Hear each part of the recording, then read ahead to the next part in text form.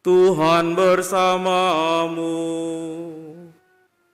dan bersama rohmu. Inilah Injil Yesus Kristus menurut Santo Lukas.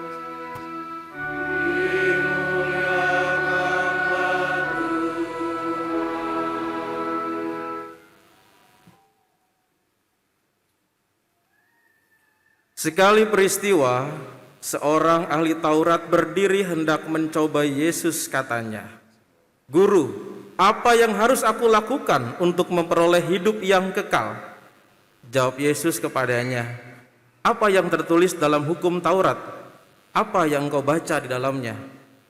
Jawab orang itu, "Kasihilah Tuhan Allahmu dengan segenap hatimu, dan dengan segenap jiwamu, dan dengan segenap kekuatanmu, dan dengan segenap akal budimu, dan kasihilah sesamamu manusia seperti dirimu sendiri."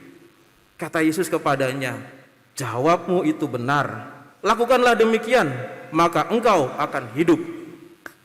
Untuk membenarkan dirinya, orang itu berkata lagi kepada Yesus, "Tapi siapakah sesamaku manusia?" Jawab Yesus, "Ada seorang yang turun dari Yerusalem ke Yeriko. Ia jatuh ke tangan penyamun-penyamun. Ia bukan saja merampok habis-habisan, tetapi juga memukulnya. Dan sesudah itu pergi meninggalkannya setengah mati. Kebetulan ada seorang imam turun melalui jalan itu.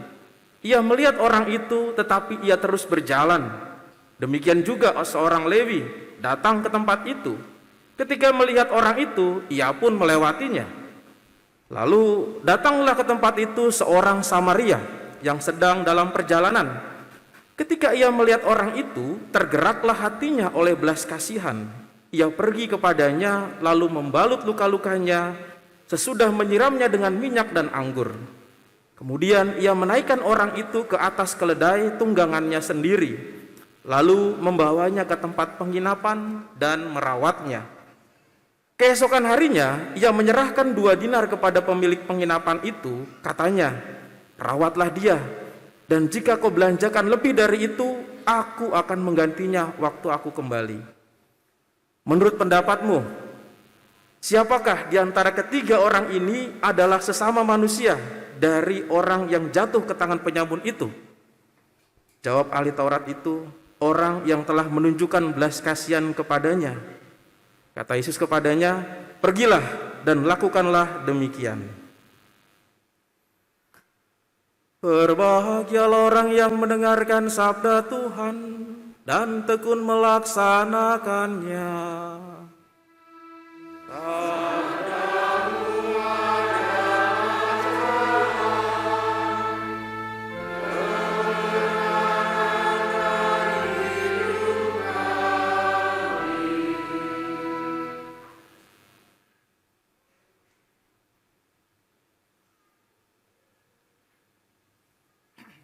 Silahkan duduk. Bapak, saudara-saudari, selamat siang sekali lagi. Sehat semuanya ya? Luar biasa. Saudara-saudari, saya merenung-renung, dan permenungan saya itu, saya sampai pada suatu pertanyaan ataupun juga wacana demikian. Kalau andai-andai Tuhan Allah memberikan kepada kita kebebasan sebelum kita lahir untuk ditanya, "Kamu kira-kira kalau mau lahir, mau di negara apa?" Saudara-saudari pasti akan jawab apa? Mau di mana? Apakah negara yang paling luar biasa? Di Eropa ataupun di Asia? Pilih yang mana kira-kira? Waduh, mintanya di Korea katanya tuh. Di Korea. Kalau saya bangga dan pengen jadi orang Indonesia aja. Wah. Kenapa demikian? Saudara-saudari bersyukur loh, jadi orang Indonesia luar biasa Indonesia itu. Ya, selain kekayaan alamnya sudah kita tidak ragukan lagi, ya, selain juga berlimpah segala macam yang ada di Indonesia, saudara-saudari juga perlu ingat, ya, hanya di Indonesia itu, ya, angin bisa diusir hanya pakai duit gopean. kerokan. Bangga nggak jadi orang Indonesia. Di luar negeri nggak ada yang seperti itu, saudara. Ya. Hanya di Indonesia itu juga angin bisa jadi tamu, angin duduk gitu ya. Coba bayangin, angin bisa jadi tamu, angin duduk. Dan saudara-saudari juga bisa lihat, hanya di Indonesia yang kalau kota itu biasanya terletak di atas gunung. Ini ada gunung terletak di tengah-tengah kota. Gunung Sahari dan Gunung Agung. Nah, jadi Indonesia itu luar biasa sekali, saudara-saudara. Saudara-saudara mau jadi bos nggak usah kerja keras, ya cukup ke parkiran Indomart, ya kasih duit 2000-an, thank you bos, ya, jadi bos. Ya. Apalagi mau cakep ya, saya sudah pernah katakan tidak perlu ke Korea, tidak perlu operasi plastik, buat pantun, ke pasar beli ketimun, bilang ya, nah cakep, cakep kan? Gitu, nggak usah lanjutin lagi lah, terjadi cakep beneran lagi. Nah, apa yang menjadi kebanggaan lagi, saudara-saudari saya tunjukkan. Ya, jadi di survei itu di Legatum Prosperity Index tahun 2019 ya, sebelum COVID-19, Indonesia itu masuk pada kategori solidaritas yang lumayan tinggi dibandingkan negara-negara lain. Tingkat donasinya segala macam kepada sesama, solidaritas paling hebat. Dan ternyata Indonesia juga ya sebelum masa pandemi juga dikenal dengan yang namanya keramah tamahnya luar biasa.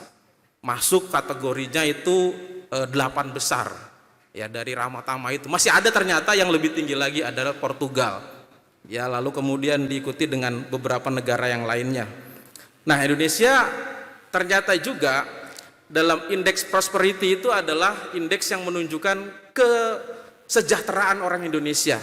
Lumayan, tingkatnya itu adalah 62, ranking 62, nggak apa-apa.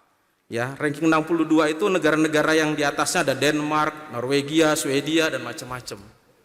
Nah, tetapi yang luar biasa apa?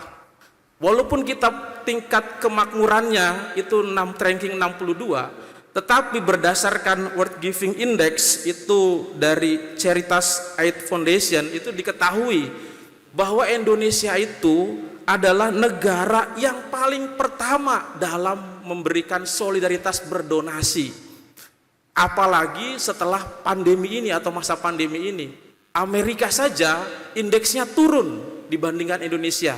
Mereka masa pandemi saling menyimpan uang dan tidak mau dibagikan kemana-mana. Di Indonesia itu indeksnya malah tinggi, luar biasa sekali.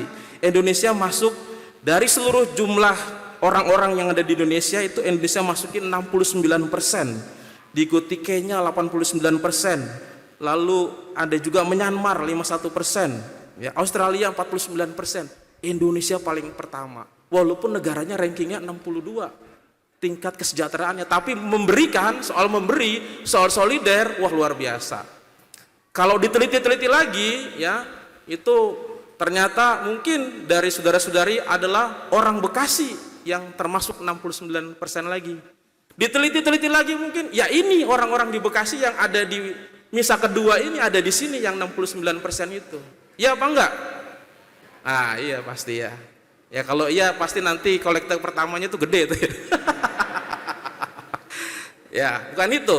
Ini orang Indonesia, ini sudah menjadi tren internasional. Indonesia masuk 69% yang paling besar memberikan donasi kepada sesamanya pada waktu krisis. Amerika aja jatuh, nggak mau lagi krisis ini bagi-bagi. Indonesia luar biasa, 69%. Itulah kenapa saya bangga jadi orang Indonesia dan mau di negara Indonesia, karena tingkatnya luar biasa. Contoh waktu kemarin saudara-saudari COVID-19 ada yang tiba-tiba naruh makanan di pagar pada orang yang isolasi mandiri. Ada yang kasih ini, ada yang kasih itu, ada yang buat dapur umum, wah macam-macam. Itulah kenapa Indonesia luar biasa solidaritasnya. Dan saya juga bersyukur menjadi orang Katolik di Indonesia. Ya, karena tadi udah Indonesia seperti itu, lalu kemudian jadi orang Katolik. Orang Katolik itu saudara-saudari juga harus bangga bukan hanya hal-hal apa yang menjadi buat Anda bangga dengan salib dan sebagainya, tetapi coba bayangkan, hari ini Injilnya nih, saya mau masuk ke dalam Injil nih. Tadi saya sudah menceritakan secara keseluruhan, Indonesia masuk dalam suatu tingkat solidaritas yang paling tinggi. Ketika Injil mengatakan pada hari ini, apa cara untuk masuk surga, hidup kekal? Dan Yesus membenarkan orang ahli Taurat itu mengatakan dua hal saja. Satu, cintailah Tuhan Allahmu. Dua, kasihlah sesamamu. Dua aturan saja, gak usah banyak-banyak masuk surga. Bangga gak jadi orang Katolik? Orang Yahudi itu 365 aturan tiap hari harus dia ikuti. Dan itu banyak sekali, banyak hukum dan macam-macam. Katolik dua saja, kasihlah Tuhan Allahmu dan kasihlah sesamamu itu. Saudara-saudari, kalau kita lihat kita bersyukur luar biasa. Tetapi apa yang mau saya katakan dari fakta-fakta itu, dari indeks tadi, bahwa kalau kita lihat solidaritas orang Indonesia paling tinggi, termasuk orang yang ada di gereja ini, yang misa kedua saat ini, yang berhadapan dengan saya saat ini, maka apa yang disampaikan, siapakah sesamamu itu? Kan kalau tadi orang ahli Taurat ini mengatakan kepada Yesus untuk dua hal itu, dia nggak mempertanyakan yang pertama. Soal Allah dia kenal, dia ahli Taurat, dia ahli dan dia tahu siapa Tuhan itu dalam teorinya. Tetapi siapa sesama? Nah, orang Indonesia lebih tahu. Karena sesama itu yang seperti Yesus katakan, orang yang punya bela rasa, orang yang mau bersolider, walaupun dia tidak kaya, walaupun dia tidak makmur, walaupun dia kekurangan. Ya bandingkan, ranking 62 bisa bagi-bagi tingkat membaginya itu tingkat pertama. Ini artinya apa yang disampaikan dalam Injil ini kalau bagi orang Indonesia itu sudah biasa. Kami sudah berbagi. Tapi entar dulu. Yesus tidak sampai di situ. Yang diceritakan bukan hanya orang bela rasa, orang solider, orang ngasih. Tetapi yang diceritakan Yesus itu adalah, saudara-saudari bisa cerna pelan-pelan dalam kisah tadi, dalam Injil tadi, yaitu orang Samaria yang baik hati. Seolah-olah tidak ada apa-apa di sini. Orang Samaria dengan orang Yahudi ini adalah dua musuh bebuyutan. Kenapa sejarahnya? Orang Samaria tidak mengakui yang namanya Bait Allah di Yerusalem. Dia punya namanya Gunung Gerizim. Itu adalah tempat pusat ibadah mereka. Orang Yahudi juga tidak mengakui Gunung Gerizim itu. Dan bahkan orang Samaria itu bukan orang Yahudi murni, karena sudah menikah dengan banyak orang lain, orang asing. Maka tidak diakui. Dan itu musuh bebuyutan. Yesus mau lewat Samaria saja ditolak. Jangan lewat sini. Mau kemana? Ke Yerusalem. Gak boleh lewat sini. Musuh bebuyutan. Nah, diceritakan sama Yesus, orang Samaria ini walaupun musuhnya itu di tengah jalan terkapar, dia tolong, dia bantu, dia berikan segala-galanya untuk kesembuhan musuhnya itu. Sedangkan teman-temannya sendiri, Imam dan Levi, tidak membantunya. Nah, ini yang menjadi refleksi kita. Kalau kita sudah berbagi, kita sudah baik, bisakah kita baik sama orang yang membenci kita? Bisakah kita baik sama orang yang memusuhi kita? Bisakah kita baik sama orang yang membuat kita, memfitnah kita dan sebagainya? Dan ini adalah belum diteliti ya. Belum diteliti oleh World Giving Index tadi. Kalau diteliti Indonesia masuk peringkat berapa ya kira-kira? Peringkat berapa kira-kira Bapak Ibu? Apakah satu lagi? Nanti Bapak Ibu yang teliti lah.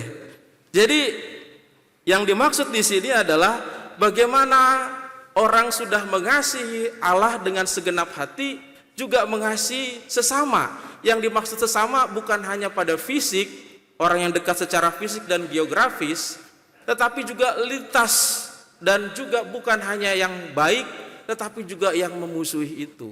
Kalau orang-orang Yahudi di sini diwakili oleh ahli Taurat ini jelas bahwa orang yang sesamanya itu adalah sebangsa, seiman, dan itu sudah cukup.